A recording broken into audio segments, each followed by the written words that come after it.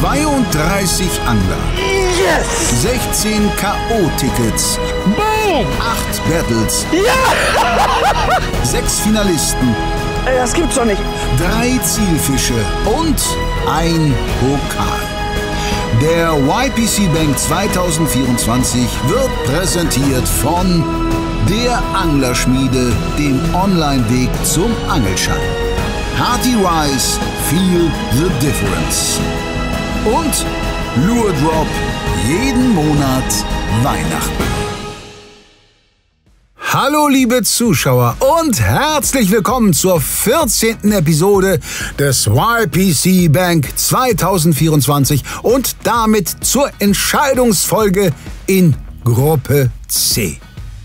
Am Vormittag war bereits ordentlich Bewegung in der Tabelle. Ganki-Repräsentant Rick Barton hat nach mehreren guten Hechten die Führung übernommen und liegt nun vor Patrick Marable von Fox Rage, dem trotz eines in Summe bärenstarken Boards weiterhin ein Zander zur Full Card fehlt.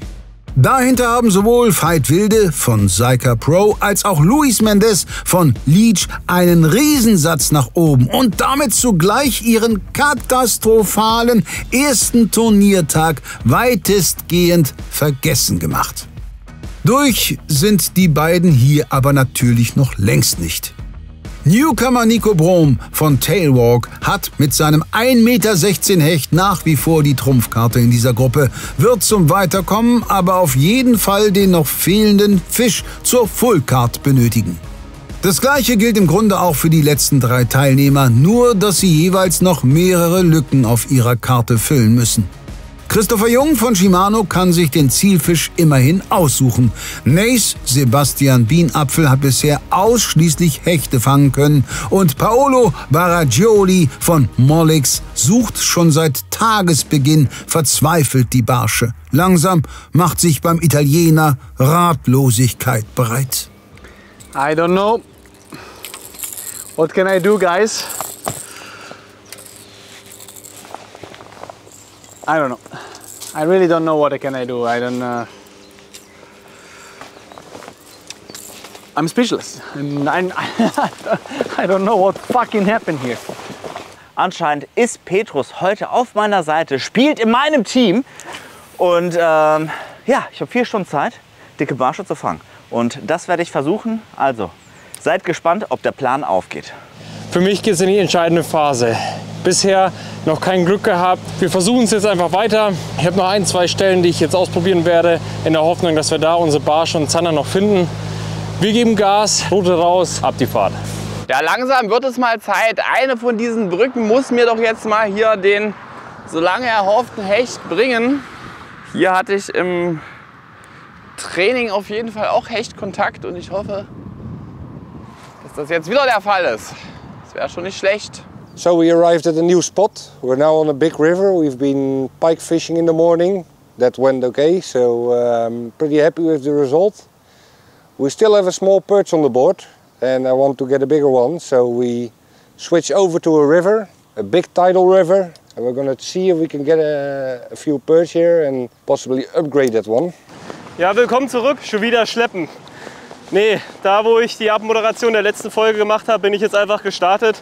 Gehe das Stück wieder bis zum Auto zurück und dann folgt auf alle Fälle ein Spotwechsel. Ich bin auch froh, wenn ich gleich wieder aus der Warthose raus bin bei den Temperaturen. Hauptsache jetzt in den 4 Stunden am Nachmittag noch den fehlenden Fisch einkassieren und dann schauen wir, ob das mit den Punkten reicht, dass ich weiterkomme. Drückt mir die Daumen.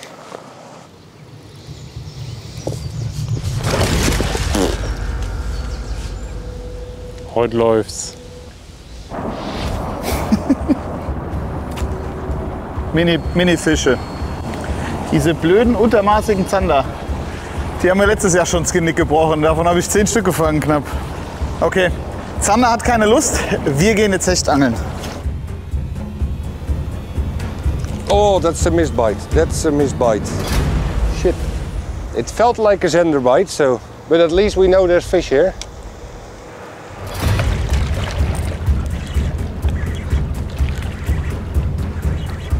Ich glaube, das ist ein Zander.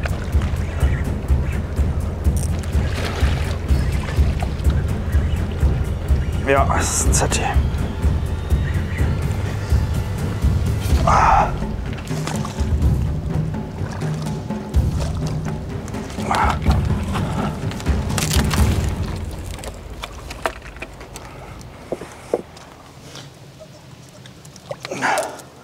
Das war's mit meinem Kescher. Shit! Oh, ich habe noch einen Zander gefangen. Auch okay, auch okay. Auch ein Upgrade. Auf jeden Fall. Nehme ich mit. Wieder ein 63er. Berührt genau die 63. Schöner Zander, wichtige Punkte. Roundabout, weiß ich nicht. Ich bin nicht gute Mathe, aber ich glaube so 80 Punkte oder so. Ja, Mann, I'm back! Here we go again!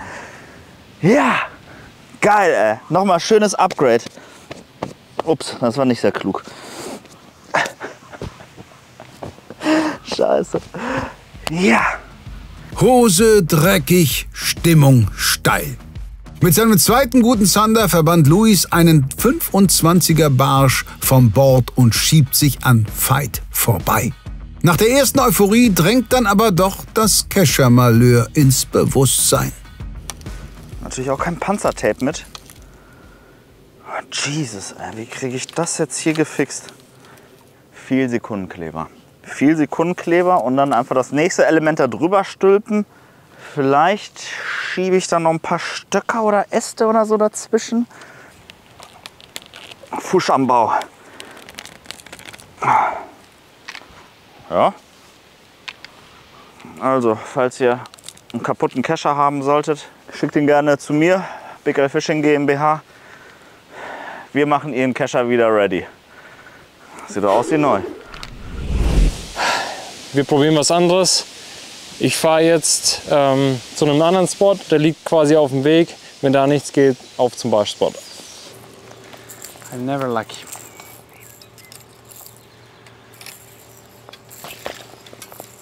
Sorry for the bad show. I'm really sorry for the bad show. I'm really sorry. Satz mit X war wohl nix. Auf geht's zum nächsten Spot. Hoffentlich kommt da der Hecht. So, genug hier. Ich fahre in den nächsten Spot. Dort, wo ich jetzt hinfahre, hatte ich gestern 38er Barsch. Der würde mir jetzt immer noch weiterhelfen. Anfang der Saison lief dort richtig gut Zander, aber wo lief zu der Zeit nicht gut Zander. Trotzdem habe ich das Gefühl, das könnte passen. Ab dahin.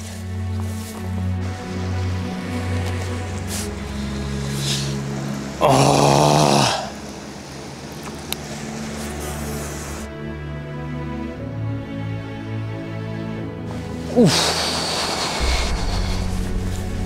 Also unglücklicher geht's nicht. Zuerst erster Wurf, ein dicker Barsch, der leider nicht hängen blieb an den Chatterbait trotz Trailerhaken.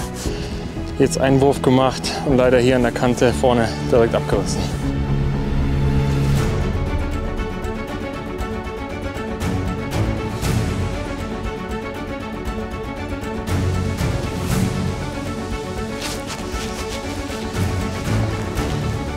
Fisch!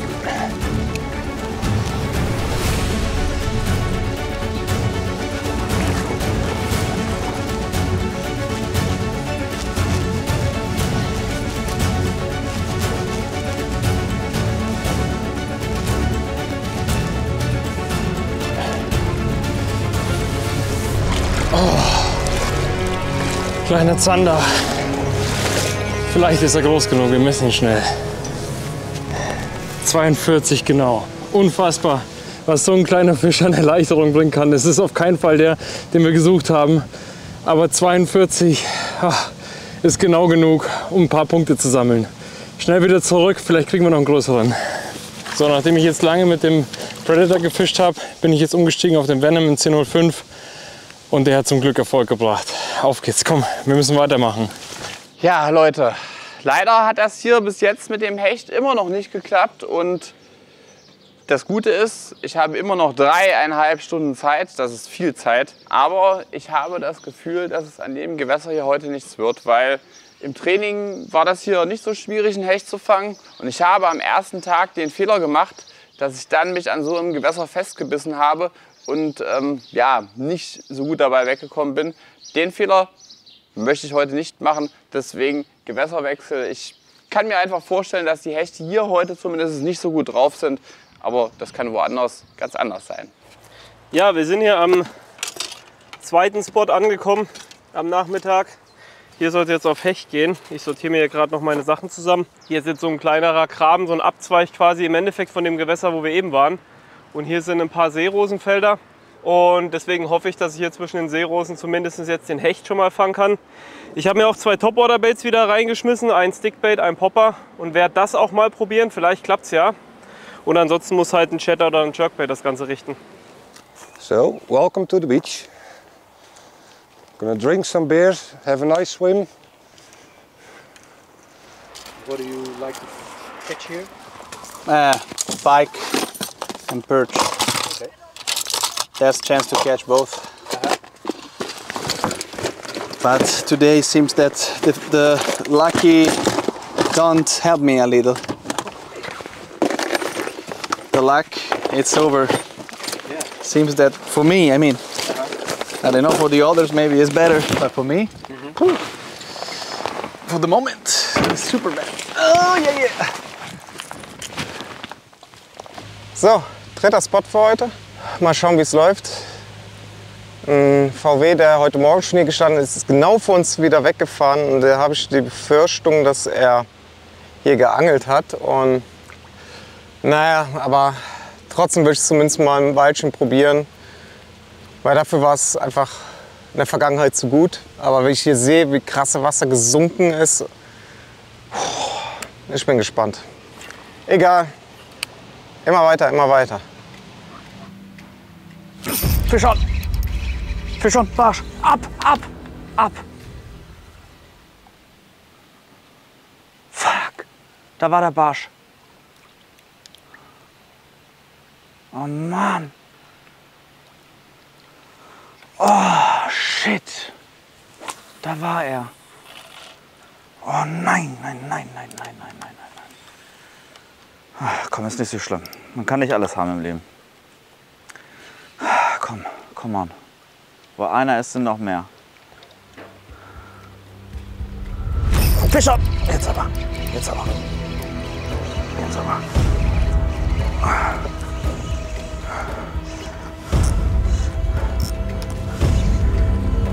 Es ist ein Zander.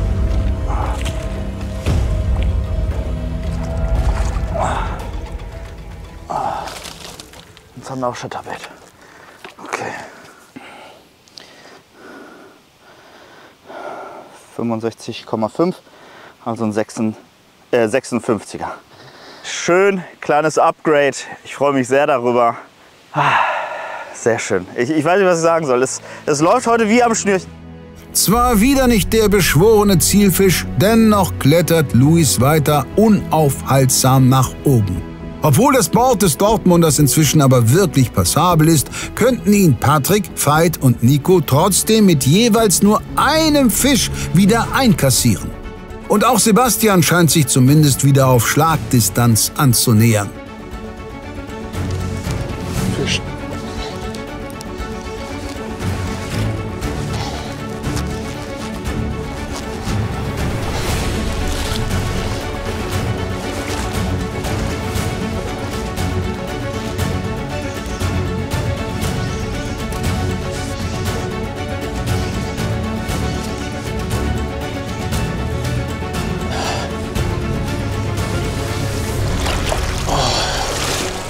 Ja, der zweite Zander für mich.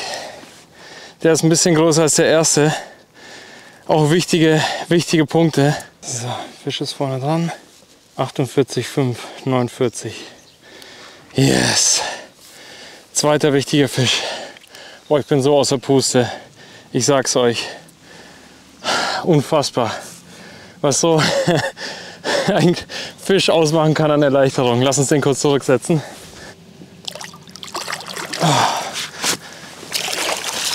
So, das waren 2 Zander.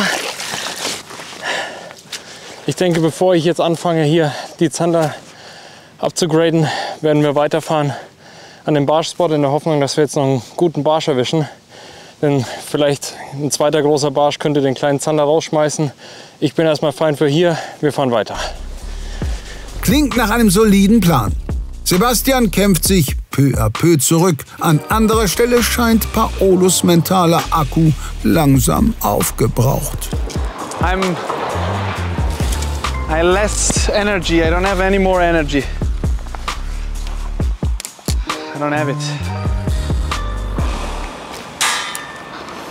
Oh, Jesus Christ, Jesus. Fuck. I had a fish.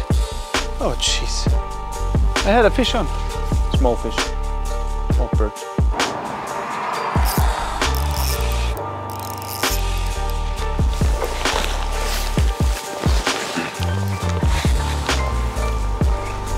Could be a zander, but it's not big.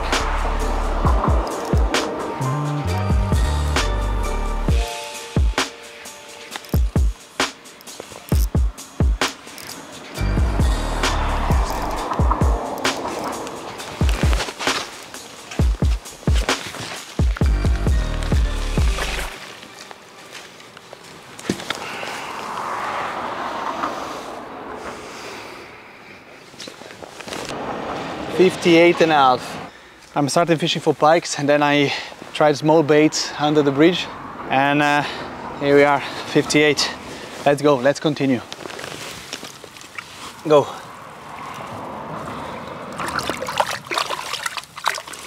Go there, go there. Right, okay, perfect. Okay, Wakasagi color, very nice color for these conditions of light.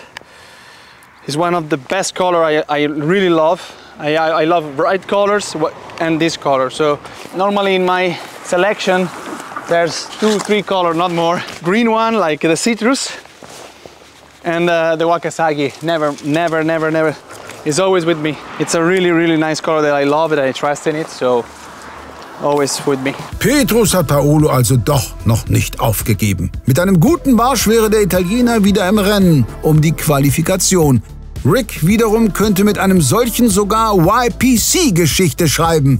Sollte er nämlich seinen 25er Mini-Barsch als letzte Schwäche vom Bord tilgen, wäre die erste niederländische Halbfinalteilnahme beim YPC Bank kaum noch zu verhindern. So again the perch are playing hard to get for me. I'm gonna change one more time the bait, so that we've tried at least a couple of different lures and vibrations. Gonna try the Muto blade. Let's see if we can get a perch on that one. Yes, fish. Lost it. At least the good thing is we have teeth marks on there, and it was a new one, so it was a zander and not a perch. If I lost a perch, it would have been really bad. Let's try again.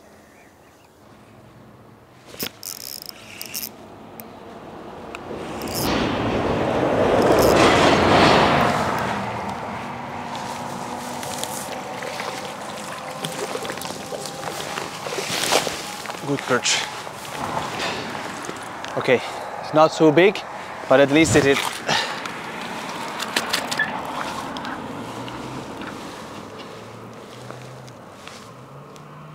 $31. Yep. Same bridge, same structure, same baits, same line, same everything, same cast, perch. 31, not so big, but at least we have full card now. Come back when you are at 54. Next tournament. Don't go under the bridge, go there. Go there. Go there. Good guy. It's not the first time that happened to me, that when nothing works, you have to fish really light, with light bait and not bright colors. Try to make it more natural you can, and sometimes in the right place, in the right bridges, you can have a relief or something. It's the only way today, I think, on the bridges, because in open waters it's very hard. The water levels are changing, and also the color is too much clear.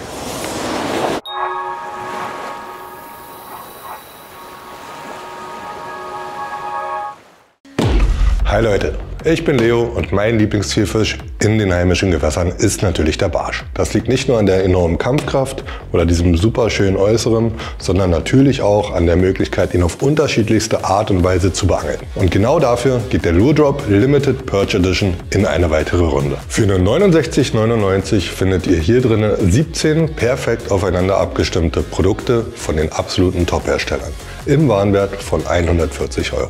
Also geht unbedingt auf hechtundbarsch.de, sichert euch eins dieser Exemplare. Die Anzahl ist natürlich begrenzt und schnell sein lohnt sich. Ich wünsche allen Barschfans maximalen Erfolg am Wasser. Jetzt beginnt die beste Zeit. Viel Spaß dabei, Petri Heil.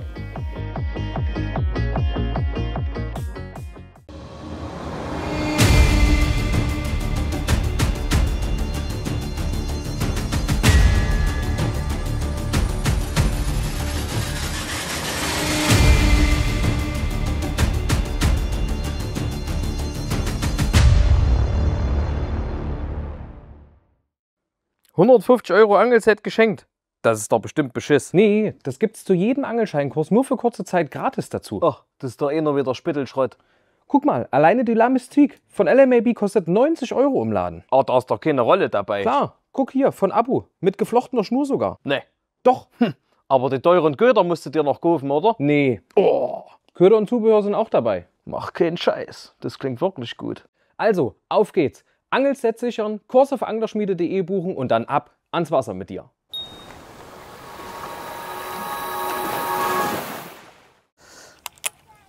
Da wir jetzt noch ein paar Fische brauchen und die Zander das Maul zu haben, versuchen wir es auf Hecht. Ich mag Polder aber gar nicht. Und jetzt machen wir das, womit ich früher groß geworden bin. Nicht allzu groß, aber so habe ich zumindest angeln gelernt. Am Baggersee. Wir sind also an einem kleinen geschlossenen Gewässer und angeln dort auf Hecht, machen relativ viel Strecke, werfen hier ein Spinnerbait und hoffen damit die Karte voll zu machen. Drückt mir die Daumen. Fisch. Wir müssen da rüber.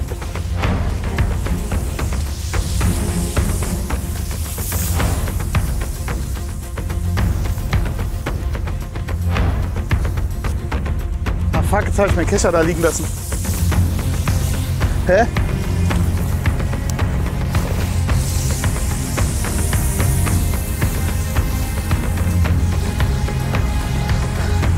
Okay.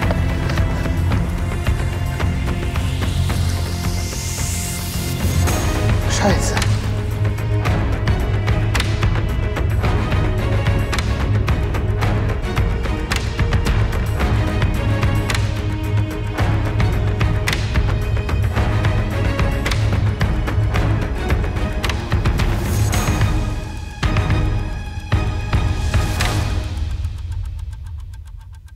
...63. Schau mal. Warte mal, hat der 0,5. Wenn man ihn ein bisschen dreht. 63,5. Also 64 cm. Ein kleiner. Aber jetzt brauchen wir nur noch einen für die Fullcard. Sehr geil. Bye, bye. Ich sag noch, hier ist ultra rutschig. Yes. Kleiner Tipp noch, wenn ihr mit dem Spinnerbait angelt, hier der Swaggy von Shimano. Ich mache da gerne einen kleinen Trailerhook drauf. Problem ist aber, wenn man den hier dran macht, kann es sein, dass die Spinnerblätter häufig mal hinten den Stingerhaken treffen, den Trailerhook. Deswegen nehme ich den kleinen Haken, steche ihn hier hinten in den Gummi ein. Dann ist der relativ weit unten. Ich biege den Gummi einmal zur Seite, dass ich es hier über den Haken ziehen kann. Und so habt ihr 2 Anbissstellen und der Schwanz kann hinten immer noch arbeiten. Probiert's mal aus, hat mir gerade den Hecht gebracht. Chris gibt nicht nur nützliche Tipps, sondern bringt für den Rest der Zeit noch mehr Spannung rein. Selten war das Rennen in einer YPC Bank Gruppenphase so kurz vor Schluss noch so offen. Auch weil Pfalz unveränderte Devise bisher nicht aufgeht. Ich hoffe, aller guten Dinge sind ja bekanntlich 3, dass ich an dem Gewässer, wo ich jetzt hier gleich fischen werde, genauso erfolgreich bin wie im vergangenen Jahr. Da habe ich das nämlich zweimal im YPC geangelt auf Hecht. Habe beide Male gute Hechte gefangen. Und heute, wo ich unbedingt einen bräuchte, bitte noch einen. So, letzter Spot, jetzt gilt's. Bei mir fehlt noch der Barsch, dann hätte ich die Karte voll und wir geben jetzt alles, dass wir den kriegen.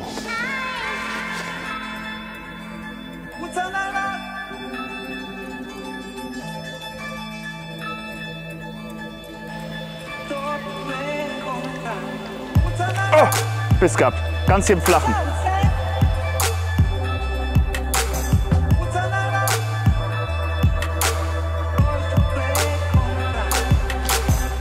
There are always these small things.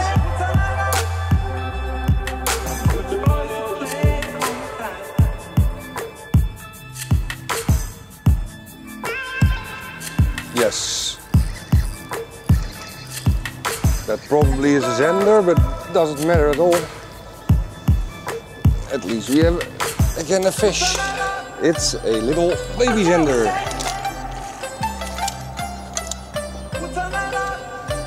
Come here.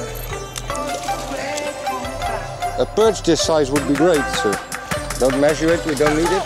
Bye bye.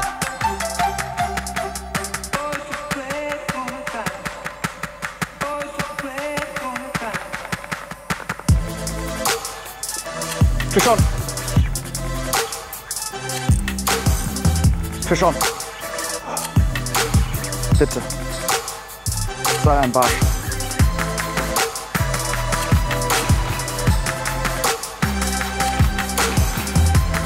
Dicker Zander. Boah. Dicker Zander.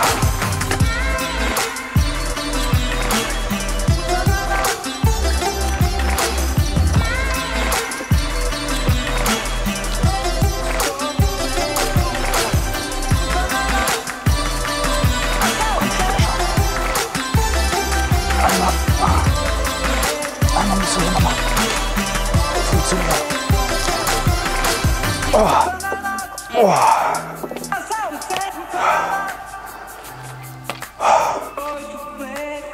Das sind Punkte.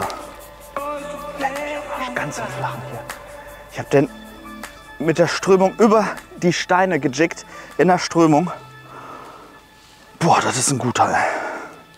Das sind wichtige Punkte, Freunde. Oh, Jesus Maria.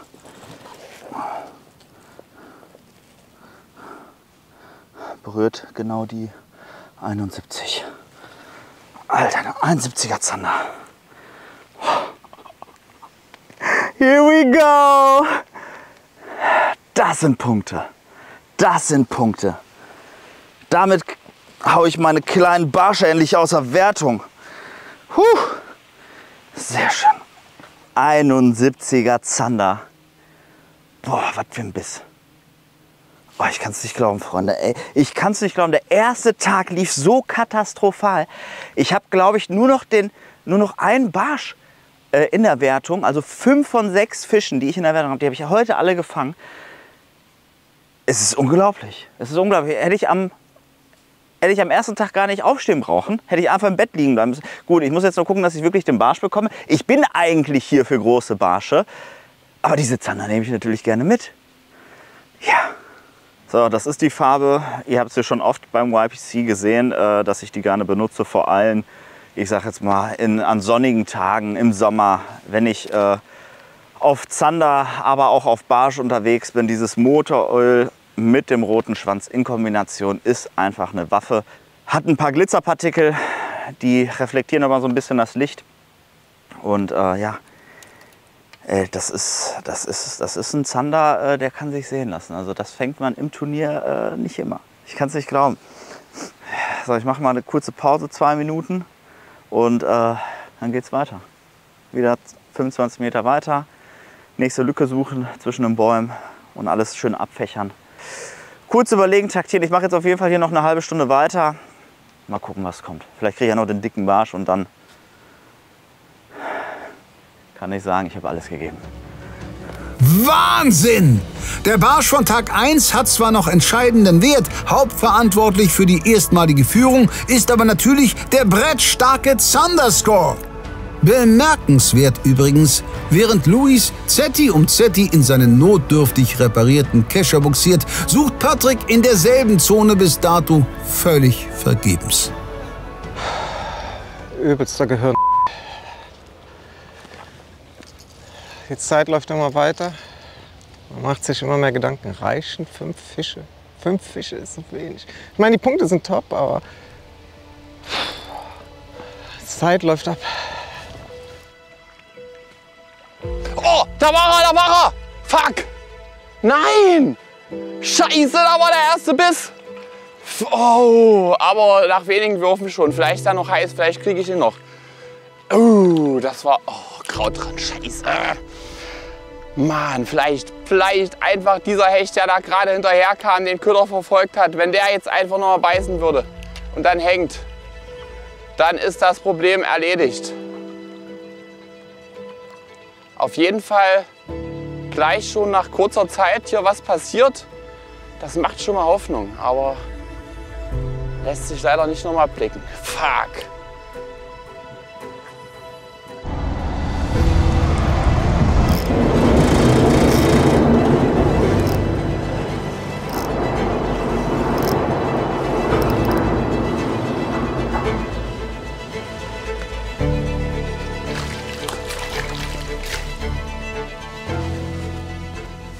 Zander! 42.5. Finally, we found a place that works. 4-hour blank is something that you don't expect, you don't want actually. It's hard to stay focused when you have such a bad day, bad luck, bad everything. It's not comfortable. If you find something, it's always a good feeling, you know, even if I know that it's not, I didn't catch something really special. I'm pretty happy. I will finish here and then I wanna try a spot where we caught some good zander during the practice. There's another bridge, a couple of other bridges. Yeah. Whoa.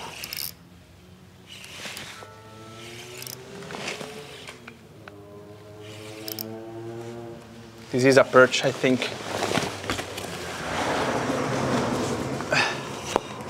Zander.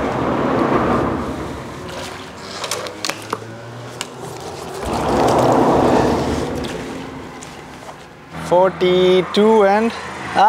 Yeah, same size. It's fine. I was thinking that was something better, but I'm gonna try also a couple of casts with bigger bait, just to see if I have a chance to catch a bigger fish. It's fine, and the fish are here, so probably there's the chance. There's definitely will be something here. Also some bigger fish than this. It's not the best easy place to go and to fish. But, you know, every fish will lose a lot of time, but still. Ja, wir sind noch mal an einem Spot angekommen. Chance auf Zander und Barsch. Mit Spundwand, die gleich richtig tief ist. Ich werde es jetzt hier erstmal mit dem Dropshot versuchen an der Spundwand. Und auch wieder mit demselben Köder. Bisschen Strecke hin und dann auf dem Weg zurück. Wahrscheinlich ja, noch mal mit dem Crankbait probieren. Auch nur ganz, ganz schnell antesten. Entweder ist es aktiver Fisch da, der Lust hat, oder nicht. Ich hoffe es.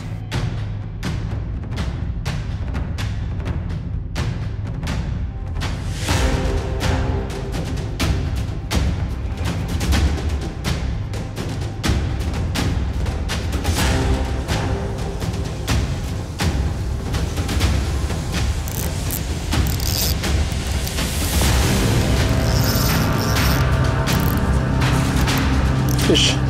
Da ist er, der Barsch. Oh mein Gott, mein Herz rast so sehr. Yes, da ist er. Yes, yes, yes. Oh, ich habe ihn. Er ist im Netz. Kein Riese, aber super, super, super wichtig. Oh mein Gott. Ja, da ist er. Der Plan ging auf. Ihr könnt euch nicht vorstellen, was mir ein Stein vom Herzen fällt. Der Tag, der fing so, ja, so kacke, wortwörtlich an. Und jetzt, ab Mittag, hat sich der Spieß umgedreht. Yes, traumhafter Fisch. Guckt euch die Farben an. Schöner könnte ich ihn nicht malen. So, Stunde der Wahrheit. 37. 37er Barsch für mich. Oh, der ist so wichtig, der tut so gut. Und der darf schnell wieder ins Wasser, weil vielleicht stehen da noch ein paar größere. Oh, yes! Full Cut! Full Card Nummer 4 und jetzt seht euch die Tabelle an. Tatsächlich könnten alle, die momentan unter dem Strich rangieren, jederzeit mit nur einem Fisch Platz 4 übernehmen. Und während Luis und Rick an der Spitze noch einen recht stabilen Vorsprung haben, schmilzt Patricks Polster zusehends. Es tut sich und tut sich und tut sich nichts. Ich muss mir was anderes überlegen und das ist, ich werde jetzt deutlich schwerer fischen. Ich werde von 7 auf 10 Gramm gehen. Nee, aber das macht für mich schon einen Unterschied, weil ich glaube, hier ist es sehr tief. Und ich hoffe, dass ich dann besser im Tiefen runterkomme. Vielleicht ist das die Lösung. Aber lange gebe ich dem hier nicht mehr. Dann geht es, wie gesagt, an die Wahl, weil ich muss die Full Card haben, um mich safe zu fühlen. Ansonsten wird es nicht ungesund für meine Nerven.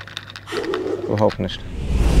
So we moved to a new spot, another ferry, and the tide has changed. It's now upcoming tide.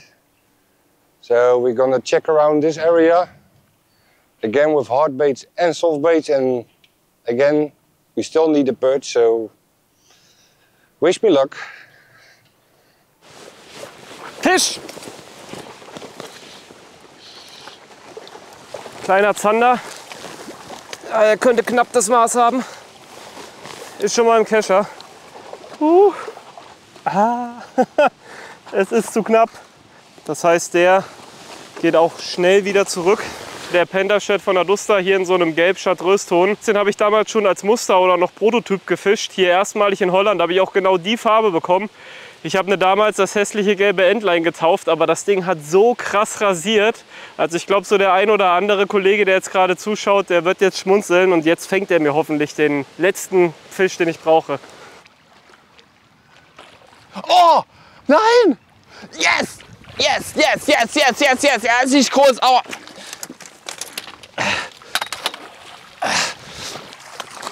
Oh, nee. Er ist drin! Er ist drin! Full Card! Yes! Es war nur ein kleiner Hecht, aber es ist die Full Card! Jawohl! Yeah! Oh, wie schön! Wie schön! Der ist echt nicht groß. Er hat sich trotzdem den Fabrico Pike hier geholt. Oh, Gott sei Dank. Ich habe ja noch 2 Stunden Zeit, den kann ich noch verbessern. Den messen wir jetzt erstmal und damit die Full Card. Hammer! Yes! Er liegt vorne an und hat also 59 cm über 58,5 passt. War so wichtig und auch wenn er nicht groß ist, ich bin so happy, dass ich den gefangen habe. Danke, mein Freund. Werd größer.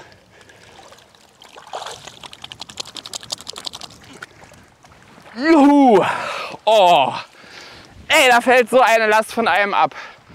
Den Fisch melde ich jetzt in die Gruppe und dann kann ich euch jetzt schon sagen, werde ich das Gewässer hier, auch wenn ich noch ein bisschen Zeit habe, bis zum Schluss ausangeln. Ich weiß, hier ist auch ein viel größerer Hecht möglich und vielleicht fange ich den noch. Aber ich glaube, jetzt nach dem Fisch, ich will nicht zu viel sagen, aber steht die Chance, glaube ich, oder besteht zumindest eine Chance, dass ich eine Runde weiter bin. Wir werden es sehen am Ende. Aber jetzt erstmal weiter angeln, es ist noch viel Zeit. Auch Veit macht also die Karte voll und verändert die Lage abermals erheblich. Patrick rutscht weiter ab auf Rang 4. Der Routinier von der Elbe hingegen springt auf Platz 2 und kann erstmals ein bisschen durchschnaufen.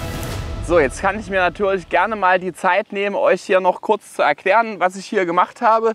Der See ist sehr tief, er ist aber im Uferbereich sehr verkrautet. Und genau hinter diesen Krautkanten, die man jetzt, gerade wo die Sonne scheint, auch sehr schön sieht. Also da ist wirklich so eine helle Fläche, die endet dann und dahinter wird es tiefer. Da muss man drüber werfen und deswegen nehme ich hier jetzt nicht irgendeine kurze Route oder gar eine Baitcast oder sowas, sondern die Saica Pro React in der XH-Version. Das ist eine richtige, kräftige Route, die habe ich auch so zum Hechtangeln gemacht. Die ist 2,62 Meter, hat ein Wurfgewicht bis 108 Gramm. Da kann man also den Fabrico Pike perfekt damit fischen und hat vor allen Dingen auch die Power dann, gerade in so einer Situation wie hier, möglicherweise auf große Distanz den Anhieb durchzubekommen und vor allen Dingen erziele ich mit der Route hier die Wurfweite, die ich brauche. Ist auch gar nicht so teuer übrigens, also wer so wie ich, nicht der absolute Hechtfan ist und das nur ab und zu mal macht mit solchen größeren Ködern, da ist die genau richtig dafür. Dazu eine 4000er Rolle. Schnur ist jetzt natürlich nicht super dick, die hat eine Tragkraft, ich glaube, von 13 oder 14 Kilo. Und dazu, da ich auch hier keine Hängergefahr habe, ist ein Titanvorfach für mich dann die erste Wahl. Ja, und der Fabrico Pike hier mit meinem System, eine Screw vorne dran, 2 Drillinge, funktioniert. Ja, wir haben jetzt am See so einen ganz, ganz kleinen Auslauf, aus dem Strömung rauskommt. Und direkt unten drunter stehen ein paar Barsche. Da ist es nur 60, 70 cm tief. Die patrouillieren da. Deswegen probieren wir jetzt mal einen Popper. Boah, das sind 10, 15 Stück. Ne, die reagieren darauf nicht.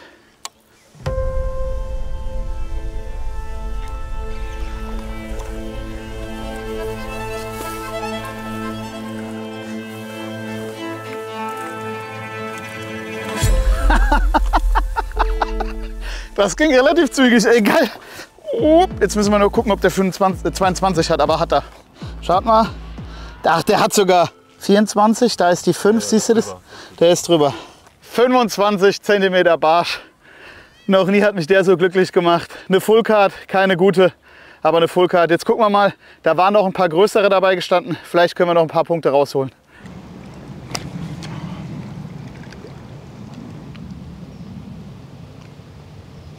Ich fühle so viele Bisse, die keine Bisse sind, ey. Ja, Leute, das ist so bescheuert. Wenn man überangespannt ist und unbedingt diesen einen Biss haben will, ja, da fühlt man echt viel.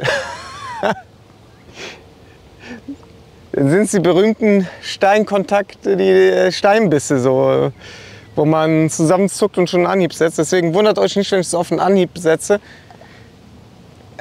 Da kann ein Stück Gras, Kraut, Muschelbank, Stein sein, Fisch, den ich berührt habe. Ich bin so übersensibilisiert gerade, dass ich viel häufiger anschlage als normal. Ob das gut ist? Ich habe Schiss, dass ich dadurch teilweise zu früh anschlage, weil ich bevorzuge auch gerne den verzögerten Anhieb, dass wenn ich einen Biss spüre, ich ganz kurz verzögere, in der Hoffnung, dass er den noch sicherer, noch besser packt. Gerade wenn sie spitz beißen, macht das mal einen Unterschied. So, und wieder mal, Satz mit X war wohl nix. Der Crankbait hat nicht mehr gezündet. Ich verliere jetzt gar nicht viel Zeit, ich muss so langsam mich echt ein bisschen beeilen.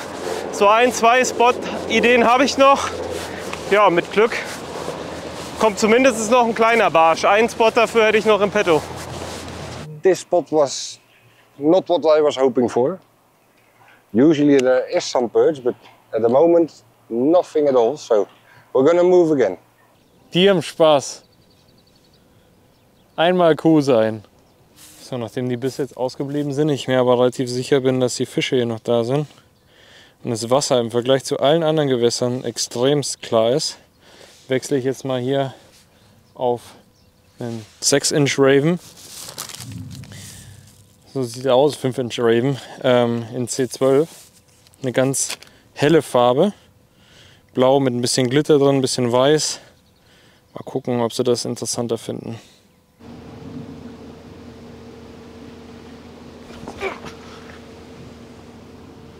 Da war ein Fisch. Das war ein Fisch. Ach, doch noch einen letzten Wurf. Okay. Ab ins andere Gewässer. Hoffentlich ist die Fahrt nicht zu lang. Leute, die mich schon länger verfolgen und meine Videos gucken, wissen, dass ich meistens mit einer Sonnenbrille am Wasser bin. Es handelt sich dabei nicht um eine normale Sonnenbrille, sondern um eine sogenannte Polbrille, eine polarisierende Brille. Bietet den Vorteil, dass der Angler besser durch die Wasseroberfläche schauen kann. Man sieht mal Nachläufer oder man kann auch erkennen, wie die Bodenstruktur eventuell ist am Ufer. Ich trage immer eine Brille, da ich sehr lichtempfindliche Augen habe, um meine Augen auch zu schützen vor UV-Strahlen. Zusätzlich gibt es leider die Horrorstory von einem Kollegen, der leider das Augenlicht auf einem Auge verloren hat. Beim Keschern von einem dicken Hecht hat sich der Köder gelöst und er hat leider dann den Köder ins Gesicht bekommen, hat dadurch ein Auge verloren. Deswegen sollte jeder Angler immer auch zum eigenen Schutz eine Brille tragen. Es ist schwierig natürlich, coole Polbrillen zu finden auf dem Markt. Ich bin fündig geworden bei Leech. Ich trage jetzt ein Modell, das nennt sich X-Street Modell. Es sind sehr aufwendig hergestellte Polbrillen. Es sind sehr, sehr leichte Modelle. Sie bestehen aus biobasiertem Plastik und man hat eine extrem klare Sicht, weil das ist eine Sache, die ich sehr reklamiere bei Polbrillen. Da guckt man durch und man sieht nicht mehr alles so gestochen scharf. Hier habe ich eine 4K-Sicht. Was diese Brille jetzt besonders ausmacht, ist, dass die Innenbeschichtung von der Innenseite antireflektierend ist. Das ist eine Sache, worauf man eigentlich immer achten sollte. Zum Beispiel guckt man bei Polbrillen, dass sie einen sehr breiten Bügel an der Seite hat, damit das Licht nicht reinfällt und man dann quasi Reflexionen hat auf der Innenseite. Brauche ich hier nicht, da sie halt extra beschichtet ist. Und von außen haben wir dann eine wasserabweisende und sehr robuste Beschichtung, die dann quasi uns ermöglicht, die Brille immer wieder zu putzen. Fischt man im leicht brackigen Wasser, hat man auch immer ein paar Salzkristalle. Die zerkratzen mit der Zeit natürlich die Linse. Das haben wir hier nicht gegeben. Wir haben wirklich ein super qualitativ hochwertiges Modell entwickelt von Angler für Angler. Kann ich euch nur empfehlen. Checkt gerne die Brillenmodelle ab, die ich jetzt getragen habe beim YPC. Ihr findet die bei Hecht und Barsch. Und ja, ich kann sie nur weiterempfehlen. Alter. Komm, dreh dich ein bisschen rum. Er kommt gucken.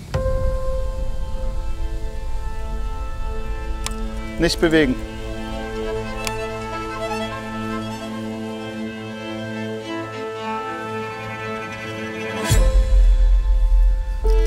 Nicht bewegen. Da kommt er.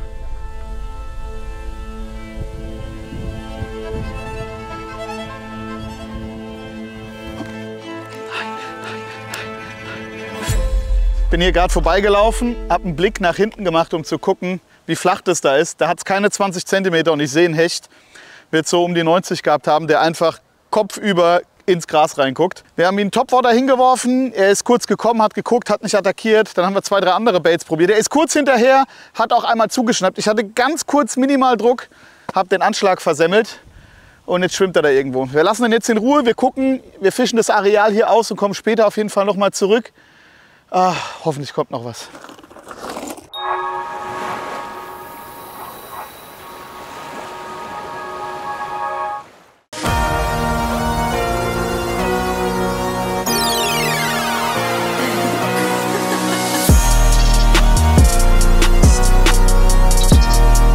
Yo Bros, alles Gucci? Wir feiern den Rich Kid Sale. Das ist legit der beste Stuff. Billigschrott? Hölle nein. Der Shit ist überdope. Über 300 edle Diamonds, bis zu 50% rabattiert. Nur für kurze Zeit, Digga, und nur für echte Kings. Und nur auf hechtundbarsch.de.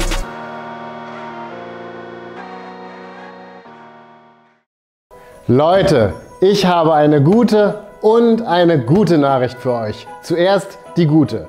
Wer von euch einen Raubfisch-Adventskalender vorbestellt hat, bei dem dürfte es in Kürze an der Tür klingeln, denn Europas beliebtester Angel-Adventskalender wurde palettenweise bei uns zugestellt und wird jetzt ausgeliefert. Und jetzt die gute, wer noch keinen vorbestellt hat, der muss trotzdem nicht leer ausgehen, wenn er jetzt nicht zu lange zögert. Heute bestellt, in wenigen Tagen bei euch und ich muss euch ganz ehrlich sagen, und tausende zufriedene Kunden geben mir recht, das Ding hier ist wirklich ein No-Brainer. 100 € knapp, 240 € Warenwert, nur exklusive Farben, geile Marken drin, da kann man wirklich nichts mit falsch machen. Also holt euch das Ding jetzt, sonst ist das Geheule am Ende wieder groß.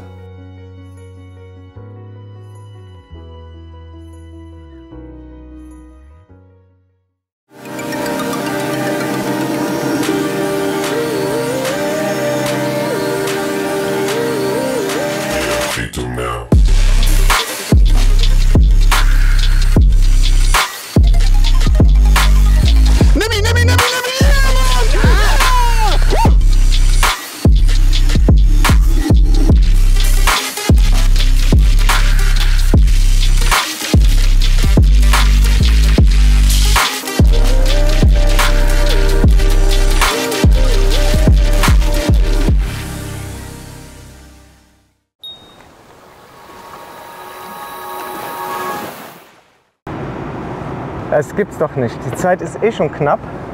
Und jetzt ist ein Trottel hinter mir und ich kann nicht drehen. Die Fähre ist anscheinend kaputt. Sprich, ich kann jetzt hier nicht rüberfahren. Muss also eine andere Fähre holen, die ein paar Meter weiter ist.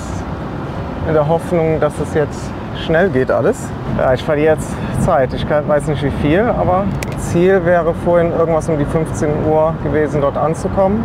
Da hätte ich noch eine Stunde gehabt und jetzt hoffe ich mal, dass es trotzdem nicht zu viel Verlust wird. Also 3/4 Stunde muss reichen.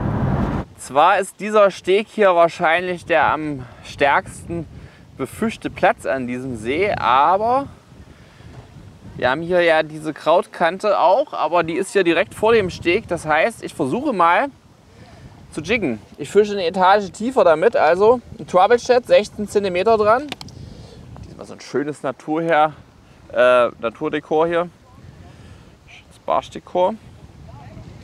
Beim Hechtangeln finde ich den Zusatzdrilling ganz wichtig und da sollte man den am besten immer hier im Bauchbereich platzieren oder auch im Kopfbereich, weil Hecht guckt von unten nach oben und so raubt er auch meistens. Also die Attacken kommen viel häufiger auf den Bauch oder auf den Kopf, deswegen sollte da natürlich auch entsprechend ein Haken sitzen. 2 Routen fix geschnappt. Ich nehme jetzt wieder hier 2 Taschen, weil ich habe jetzt nicht mehr wirklich die Zeit, da was umzupacken. Und jetzt sind wir noch mal mehr in der City und hier unter einer Brücke einen Spot.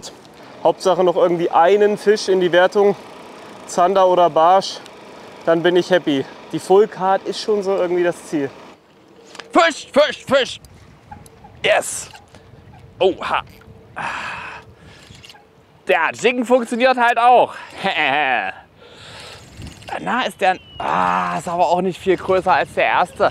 Aber wir versuchen ihn erstmal zu landen. Hängt nur knapp am Zusatzdrilling. Ist der andere Köder hier noch drin, aber... Na komm, ja, er ist drin, sehr schön. Coole Sache, ja, manchmal doch eine Etage tiefer fischen. Ich denke gerade, weil jetzt auch die Sonne so rausgekommen ist, dass sie ein bisschen tiefer stehen und ja, gejiggt über den Grund mit 16 cm Troubleshot. Oh, der will schon rausspringen hier. Jetzt hat er sich auch schon vom Haken befreit. Das ist gut, wunderbar. Ja, liegt vorne an. Über 70,5 ist 71er Hecht. Perfekt. Sehr, sehr gut. Nochmal verbessert. Also gute Entscheidung, dass ich hier geblieben bin an dem Gewässer und selbst hier an der, wie ich schon gesagt habe, am stärksten beangelten Stelle des Sees kann man Fische fangen. Und wieder rein. Und weg. Oh Leute, also ich würde mittlerweile sagen, es ist ein mega Angeltag. Ich bin total happy. Ich habe immer noch eine Stunde, Mensch. Aber jetzt sieht es schon doch ziemlich gut aus. Also wenn dann andere noch mehr und größere Fische fangen, in Ordnung, dann sind die einfach besser und dann sind die vor allen Dingen super verdient weiter. Aber selbst wenn es am Ende nicht reichen sollte, ich glaube, heute habe ich mich alles andere als blamiert und würde dann wenigstens mit einem guten Ergebnis rausfliegen. Aber erstmal muss ich den Hecht jetzt gleich in die Gruppe bzw. an Toni schicken. Und dann angle ich noch eine Stunde. Wer weiß, was noch passiert. Vielleicht der nächste wieder 10 cm größer. Gut möglich, denn es stellt sich heraus, der Hecht, den Chris vorhin erspäht hatte, stammt aus demselben Gewässer. Ja, also den See, den wir rausgefunden haben, da sind wir wohl nicht alleine. Der drüben wird auch gerade gefilmt. Sieht wohl so aus, als wäre das Veit und der hat tatsächlich gerade gekeschert. Glückwunsch an der Stelle, Pech an uns. Jetzt müssen wir gucken, was wir machen. Zeit zum Wechseln haben wir nicht mehr. Jetzt weiß man halt nicht, hat er von da vorne angefangen und runter geangelt oder nicht. Ja, da denkt man, man hat einen Spot gefunden, den kein anderer kennt, aber das ist in Holland nicht möglich. Vielleicht eine Erklärung, warum wir so wenig Kontakte hatten. Veit ist hier im Gewässer und er war wohl vor uns schon da. Und er ist sehr, sehr entspannt weggelaufen. Also ich vermute, der hat seine Hechte und eine ganz solide Full Card, sonst wird er, glaube ich, ein bisschen rennen. This place is already fished maybe 1 hour ago. This branch is wet, so it means that someone went here before me, and probably it's someone of the YPC. I really don't know what I can do more than this, and it's over for today. And I think I just have another small spot, but that didn't give me any result during the tournament. I will try it just for try it, and that's it. So, das war's. Finesse-Techniken haben einen wichtigen Barsch gebracht. Also der war mir ganz, ganz, ganz wichtig. Nachdem ich den schönen Fisch da im Flachen verloren habe auf dem Chatterbait, war das jetzt wirklich ein unfassbares Gefühl, diesen 37er Barsch zu fangen. Wir gucken jetzt noch, ob vielleicht irgendein aktiver, größerer Barsch im Flachwasser noch unterwegs ist. Ich schnappe mir jetzt einfach nochmal einen Chatterbait oder einen Crank und fische hier die Ufer ab, in der Hoffnung, dass da einer der größeren im Flachwasser lauert.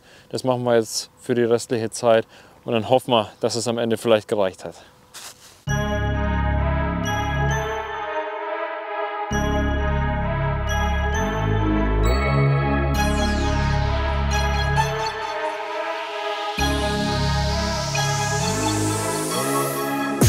Fisch. Das könnte ein Barsch sein. Bitte sei ein Barsch, der groß genug ist. Bitte bleib drin.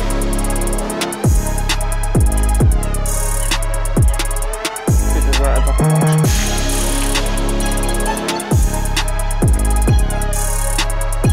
Ist Barsch. Ja! Da ist die Full Card. Oh mein Gott. Alter, war das wichtig. Und das ist ein besserer Barsch, als mit dem ich hier gerechnet habe. Der hat sogar über 30. Toller Fisch. Da sind noch mal echt viele wichtige Punkte. Hat sich den ET-Shad voll schmecken lassen. Der hat mir am ersten Tag schon den Zander gebracht. Ja, sieht jetzt ein bisschen wild aus. Ich würde sagen, der ist über 32,5. 33, also 66 Zähler, mega gut. Und endlich meine Full Card im YPC-Debüt. Ich glaube, besser hätte es nicht laufen können. Mega geil. Bye bye, schick mir mal noch ein, zwei Kollegen vorbei. Und da dampft er ab. Mega nice. Ich bin happy. Jetzt muss ich gucken, ob es fürs Halbfinale reicht. Volle Karte habe ich. Ich werde aber auf alle Fälle noch weiter angeln. Ich habe noch exakt eine Stunde. Also alles geht. Jetzt überlege ich mal, was ich mache, aber ich könnte mir vorstellen, dass ich jetzt einfach hier bleibe, den Spot ausangel. In der Hoffnung, einfach vielleicht noch so einen Barsch zu kriegen. Das würde sogar meinen Hecht ausbessern oder vielleicht auch noch einen besseren Zander. Mal schauen.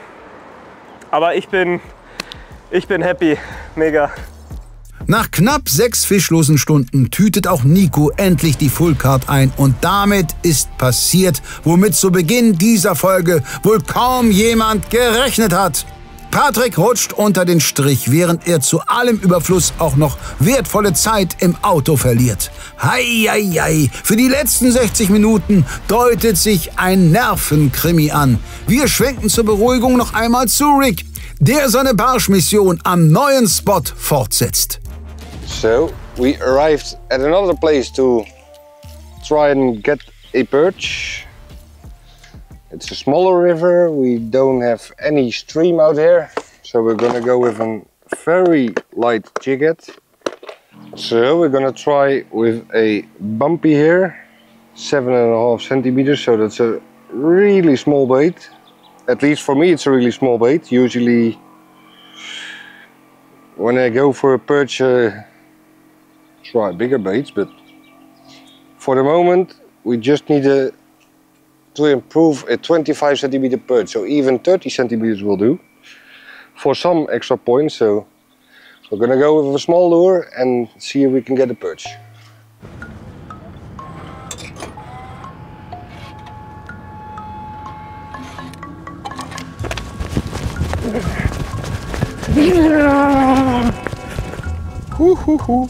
Maßgeschneidert die Tiefe. Zentimeter mehr und ich bin weg.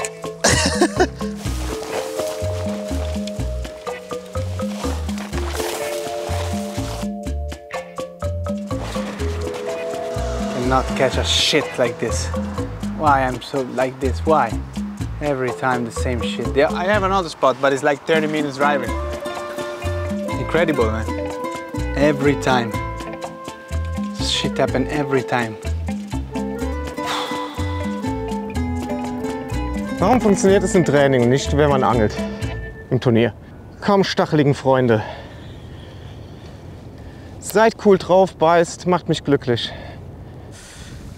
Wir haben jetzt der Veit am gleichen Gewässer gesehen, wo wir auch gerade angeln. Wir wissen jetzt gar nicht, was er abgeangelt hat. Ist natürlich ein bisschen Poker. Er sagt, da hinten hätte er schon abgeangelt. Hierzu hat er sich noch nicht geäußert.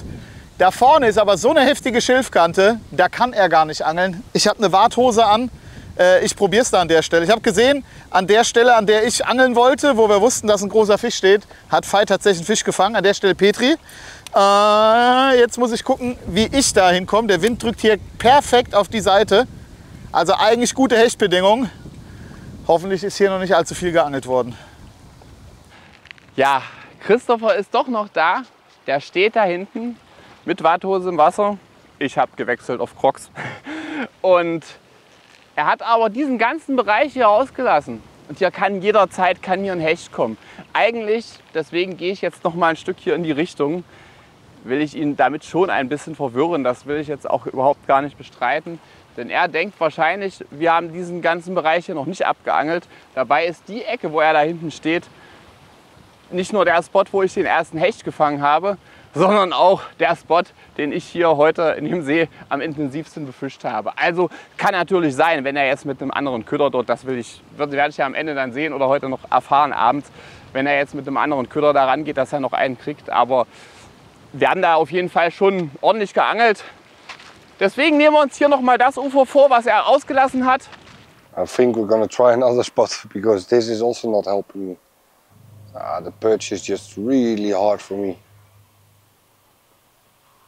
Usually it doesn't have to be that hard, but at the moment, whatever I try to get perch, doesn't work. So I think that's gonna be the last cast over here. We didn't find any perch over here as well, so I just need one perch, one good perch. I'm out of luck, I think. Fühlt sich irgendwie nach einem richtigen Beißflautenloch an gerade. Kann mich natürlich auch täuschen und die Jungs fangen wie bekloppt. Das war wieder ein schöner Übergang für unseren Sprecher, ne? Danke für die Vorlage. Aber Sebastian vermutet schon richtig. Die allgemeine Beißfreudigkeit hat abgenommen, wodurch jeder Last-Minute-Fisch hier umso wertvoller werden könnte. Yes, yes, yes, yes, yes! Ha! Oh, ich wusste, dass auf die Farbe einer kommt. Ich wusste es doch.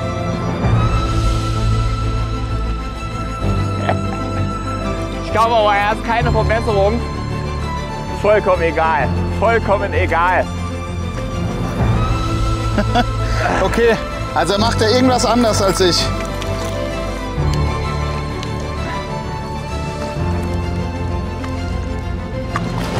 Sehr schön. So, das ist immer, warum ich eigentlich Fische gerne mit der Hand lande. Dass sich im Kescher so einwickelt, ist das auch nicht so geil. Aber, ach, schön, ist schon wunderbar, perfekt, ist schon draußen. Das Scale haben wir bereits nass gemacht. Und der spannende Moment. Und ja, das ist nochmal eine Verbesserung. Das ist nochmal, ich habe es schon gesehen eben. Und der hat 77. 77er Pike, jawohl. Oh, also Leute, besser hätte dieser Angeltag nicht laufen können. Besser hätte der nicht laufen können. Hierher noch gefahren, auf Risiko. Hab hier nicht trainiert dieses Jahr. 3 Hechte gefangen, jeder immer ein Stück größer und der geht jetzt schnell wieder rein. Das hast du an solchen Tagen. Wirklich so dieses Feeling, dass du zum Auto gehst, nur um diesen Köder zu holen in dieser Farbe. Weil ich echt gedacht habe, bei der Sonne, die Farbe hier ist der Burner. Und ich hole den, das hat mich jetzt ja also schon 10 Minuten Angelzeit ungefähr gekostet. Ich hole den, ich gehe noch mal hierher und fange damit. der erste Tag war so grottenschlecht und heute ist irgendwie, es ist irgendwie funktioniert alles. Auf Platz 8 gestartet, jetzt die Führung zementiert. Ein absolut bemerkenswertes Comeback von Veit. Paolo hingegen scheint nach kurzem Zwischenhoch nun endgültig vom Glück verlassen worden zu sein. All this shit for nothing. We lose like almost 1 hour. Ugh.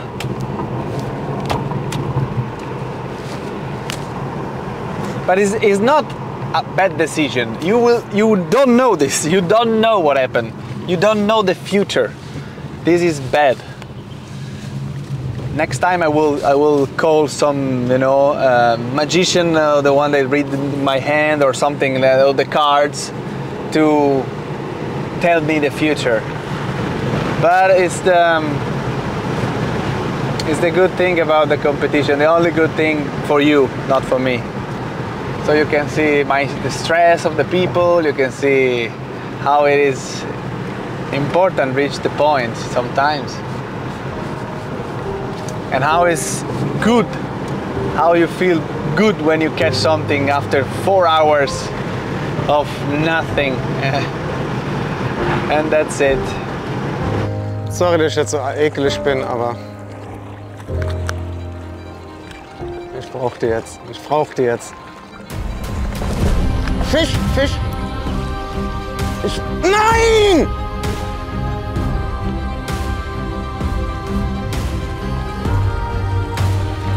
Vielleicht war es nur ein Brassen. Hoffentlich. War ein großer Fisch. Das ist ein Zander. Der hat Maß. Ja, Mann, ja, Mann.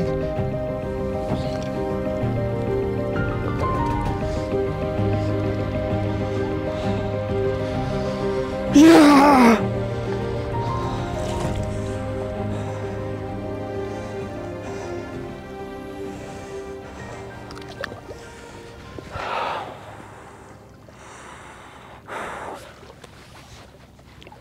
Der Fisch ist im Wasser, ist ein Kescher. Leute, ich muss mich gerade erstmal eine Sekunde beruhigen. Hier vorne hat er gebissen. Der hat Maß. Der hat sowas von eindeutig Maß. Das ist ein 53er. Das ist ein 53er. Ja, ist 53. Kein Ries, aber der größte Fisch, den ich mir jetzt gerade vorstellen kann. Wow, endlich. Mein Gott, danke.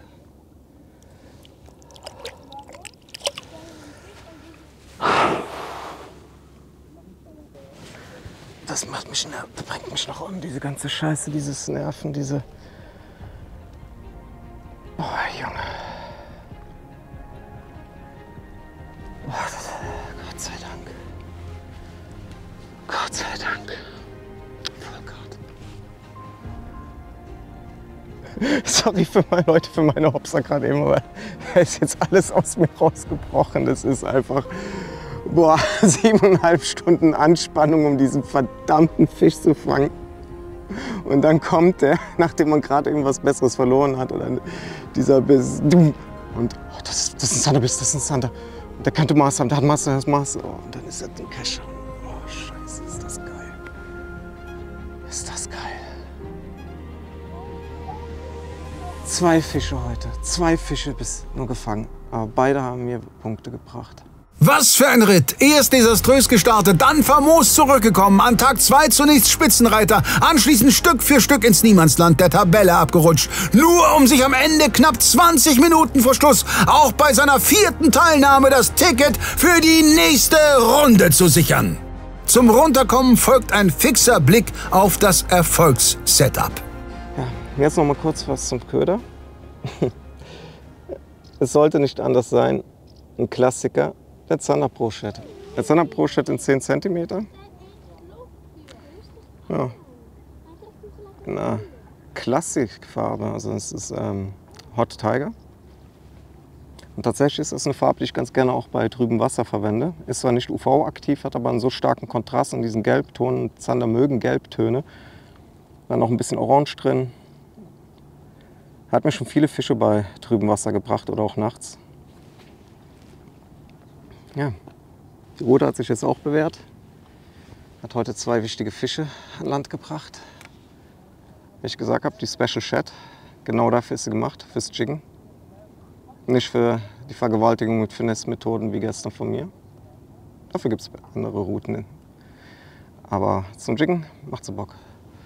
Und ja. Ich liege hier im Dreck. Man sieht aus wie Sau. Oh Gott. Ich kann jetzt gerade nicht angeln. Ich muss jetzt gerade einfach nur eine Minute in der Sonne liegen und dieses geile Wetter genießen. Nach einer Woche Scheißwetter. Scheiße, Mann. Ey. Kalkweiße Stirn und so braunes Gesicht. Das ist so schlimm. Gönne ich mir jetzt 0,01% Bräune. Mein Gott.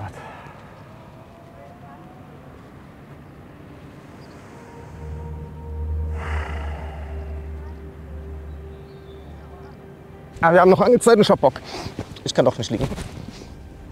Das ist unser Stichwort, denn auch wenn Patricks Fang dramaturgisch gesehen der perfekte Abschluss gewesen wäre, bleiben den anderen Anglern und vor allem dem auf Rang 5 abgerutschten Nico noch ein paar Minuten. Fisch!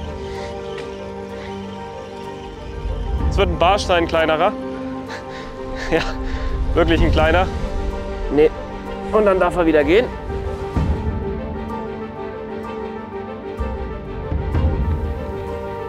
Ich habe einen Biss.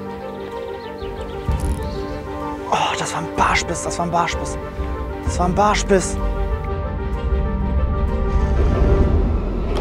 Auch wieder kleinerer Barsch. Klein, aber mein. Darf schnell wieder zurück.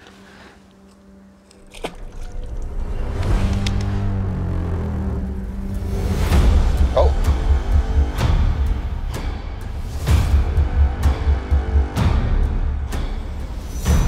Fisch! Jo. Der könnte besser sein. Der könnte besser sein, ja, wobei, ja, selbe Größe. Abhaken, rein.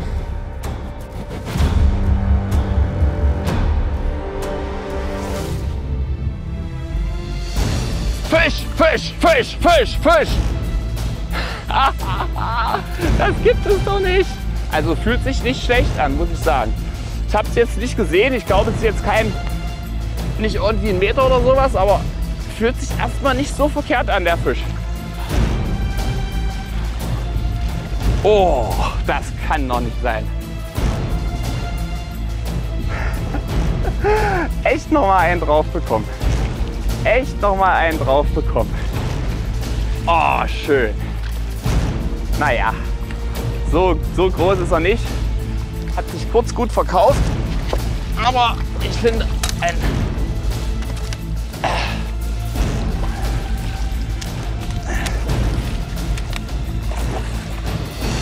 oh, was für ein Glück! Ausgeschlitzt und der Fisch ist noch im Kescher gelandet. Gott sei Dank, Gott sei Dank. Ganz, ganz knapp, keine Verbesserung. Der Fisch geht schnell wieder rein. Ganz, ganz geiler Abschluss. Toller Angeltag, richtig mega.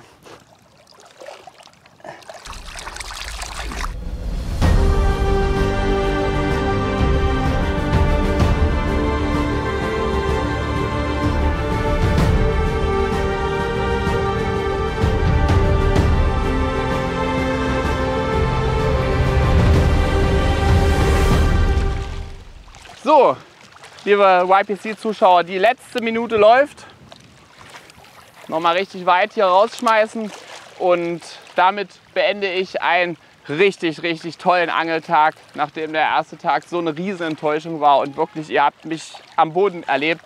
Heute war ich ganz, ganz oben. Zumindest gefühlt. Wie es dann am Ende in der Tabelle auswirkt, das wird sich zeigen. Ich halte es nicht für komplett unrealistisch, dass ich eine Runde weiterkomme. Aber mal sehen, was die anderen heute abgeliefert haben. Ich sage auf jeden Fall danke fürs Daumen drücken. Danke natürlich auch an alle, die mich unterstützt haben im Training. An mein Team Saika Pro, ganz wichtig, an meine Firma Fishing Tackle Max. Ihr seid die allerbesten. Ganz besonders auch an meinen Kollegen Nick Hertling. Ganz besonderes Dankeschön, das am allerwichtigsten an meinen Schatz Anni, die zu Hause die Stellung gehalten hat, während ich hier trainiert habe und auch lange weg war mit unserem kleinen Karlchen. Danke dafür. Ich möchte mich an erster Stelle bei euch bedanken für die ganze Unterstützung, an alle Leute, die mich unterstützt haben, sowohl in der Vorbereitung, die ich so gut wie nicht hatte, als auch jetzt in einem Tag Training. All die Leute, die zu Hause nette Sachen geschrieben haben. Und vielen Dank für eure ganze Unterstützung, wirklich. Danke, danke, danke. Das war's. Mein Debüt beim YPC ist zu Ende. Gab ja am Ende doch noch mal ein bisschen Barsch-Action und ich habe die Karte voll gemacht. Wie gesagt, ich bin mega happy. Mir hat es auf alle Fälle viel Spaß gemacht, auch wenn es mir definitiv den ein oder anderen Nerv gekostet hat. Ich hoffe, ihr hattet auch Spaß mit mir. Schreibt es mal in die Kommentare. Und ich würde sagen, vielleicht sehen wir uns ja nächstes Jahr wieder oder im Halbfinale. Ob das reicht, sehen wir gleich bei der Preisverleihung. Ich bin extrem gespannt. Ich glaube, heute war ein guter Tag. Die anderen müssen hundertprozentig auch gut gefangen haben.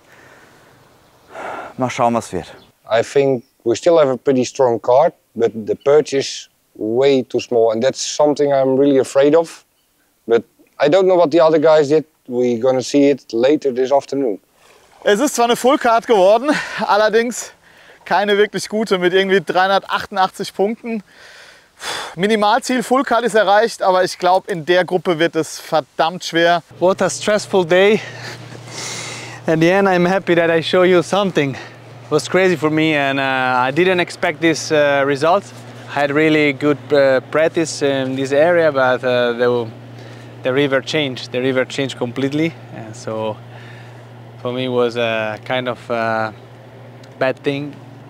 Thanks to everyone, guys. Thanks to you that watch YPC every time. Thanks to Mollis, of course, for being here. Thanks to all my friends, all the other participants. Thanks to Ektum Barsch. And that's it, guys. See you soon, I hope.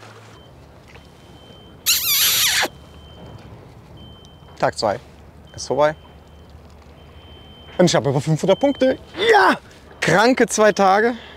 Glück war aber heute wirklich auf meiner Seite und deswegen muss man auch einfach mal haben. Glück. Ich hoffe, dass meine lieben Mitangler in dieser Gruppenphase auch noch viel Glück hatten und alle einen richtig geilen Angeltag hatten und wir alle hohe Punkte haben. Ich danke auf jeden Fall schon mal Fox Rage, dass sie mich wieder mal hingeschickt haben. Thanks Matt, thanks guys. Und selbstverständlich meinen Freunden und allen, die mich unterstützen und mich supporten emotional, auch schon mal mit Spots und für mich da sind. Ganz, ganz fettes Dankeschön, meine Lieben. Also ihr seid ein gigantischer Rückhalt. Und ihr alle, wirklich alle, Allzeit Headlines. Bis gleich bei der Urteilsverkündung. Einen Kommentar habe ich noch, den ich loswerden muss. Es geht tatsächlich auch ohne Kanal. Das wollte er sich natürlich nicht nehmen lassen. Und auch alle, die Patricks Geschicke nicht ganz so wohlwollend betrachten, müssen wohl anerkennen, das war insgesamt schon eine bockstarke Leistung. Wir lauschen Ino. What an exceptional group, guys. Everybody had a full card today. After day one, each and every one of you had quite some ups and downs, but a full card for everyone, that's really exceptional. Well fished. The winner of this group had a fantastic first day, but a really, really tough second one. All he needed was a Zander, and he took nearly all day to get it, but in the end, he caught one. So congratulations, Patrick Marable von Fox Rage. Welcome to the semi-finals, man. Second place goes to an angler who experienced quite the opposite. He had a really tough first day. This morning he caught quite some big perch, and then all he needed was a pike. And he managed to get 3 of those. So welcome Mr. Veit Wilde for Seika Pro. Congratulations, man. The next angler also struggled on day 1 with only small fish on his card. But today he showed us some exceptional pike and zander fishing. Luis Mendes for Leech, welcome to the semifinals. Well fished, man. That leaves us with 5 strong anglers, with 5 full cards, but only 1 slot remaining for the semifinals.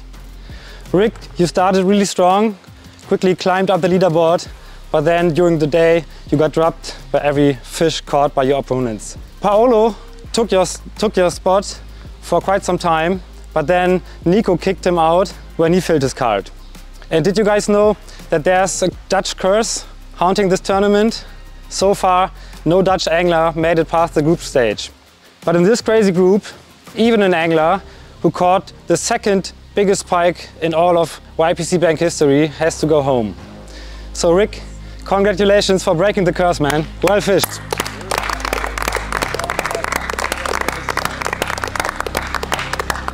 Richtig starke Gruppe, Jungs. Herzlichen Glückwunsch. Danke. Bei dem ganzen Trubel in der Schlussphase wäre es beinahe durchgerutscht. Gut, dass Ino es nochmal erwähnt. Rick Barton bricht also tatsächlich den langjährigen Oranje-Fluch und zieht als erster Niederländer der YPC-Bank-Geschichte hinter Luis Mendes, Veit Wilde und Patrick Marable ins Halbfinale ein. Dass Nico hier trotz Fullcard und seinem 1,16 Meter Hecht knapp ausgeschieden ist, fasst die Geschehnisse in der Gruppe C im Grunde perfekt zusammen. Damit steht nur noch eine Entscheidung an, nämlich die in Gruppe D. Dort hat sich zumindest bisher ein deutlicher Klassenunterschied offenbart. Momentan führen Ton van Ham, Mark Ptschowski und Markus Eule mit deutlichem Abstand vor der Konkurrenz. Dass das nach dem ersten Wettkampftag noch nichts heißen muss, haben wir nun aber schon ein ums andere Mal gesehen. Was ich versprechen kann: Ihr dürft euch auf viele und einige dicke Fische freuen. Schaltet also am kommenden Donnerstag um 20 Uhr wieder ein. Lasst uns ein Like oder einen Kommentar da und schaut bei uns im Shop vorbei. Ciao!